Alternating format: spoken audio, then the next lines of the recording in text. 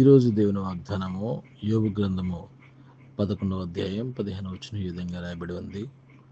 నిశ్చయముగా నిర్దోషివై నీవు సంతోషించదువు, నిర్భయుడివై నీవు స్థిరపడి ఉందువు. ఆమేన్.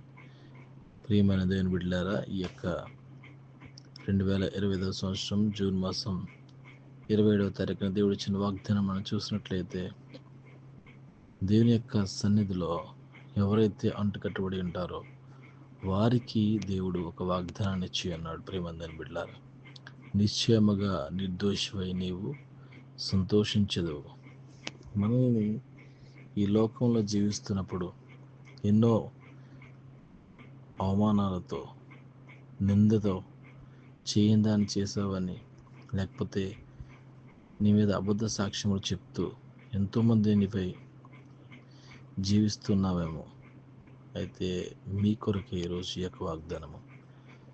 దేవుడు నిశ్చయముగా నీవు నిర్దోషివై, ఎవరైతే నిన్ను దోషినని నిన్ను నిందిస్తున్నారో, మరి దోషం నీపై మోపుతున్నారో వారందరి కొరకు దేవుడు అద్భుత కార్యం చేయబోతున్నాడు. ఈరోజు నిశ్చయముగా నిర్దోషివై నీవు సంతోషించదు. అదేవిధంగా ఇంకా ముందుకు వెళ్తే నిర్భయుడవై నీవు స్థిరపడి ఉండు.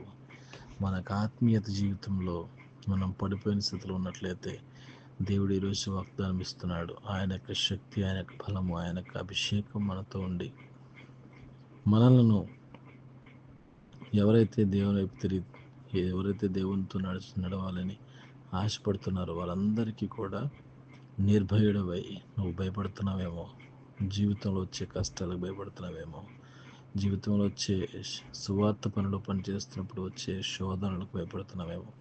ప్రియమైన దాని బిడ్డ, నువ్వు భయపడకు, స్థిరపడి ఉండు, స్థిరంగా ఉండు అని దేవుడు వాగ్దానం ఇస్తున్నాడు. పరిశుద్ధులైన దేవానికి స్తోత్రాలు చెల్లిస్తున్నాం. పొట్టివాడమని మమ్మల్ని తండ్రి, యోగ్యత లేని మమ్మలను మీరు ఏర్పాటు చేసుకున్నారు. గొప్ప ధైర్యాన్ని ఇచ్చి నిర్భయంగా స్థిరపడి జీవించడానికి మీరు కృపచిస్తున్నారు. అవును రాజా, మీ యొక్క సన్నిధిలో ఈ యొక్క యూట్యూబ్ ద్వారా ఎవరైతే వాక్యం వింటున్నారో ప్రతి ఒక్క బిడ్డని దీవించి ఆస్వాదించండి.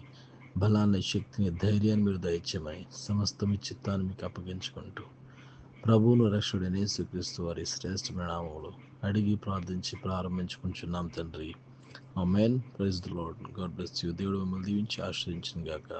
ఆమేన్.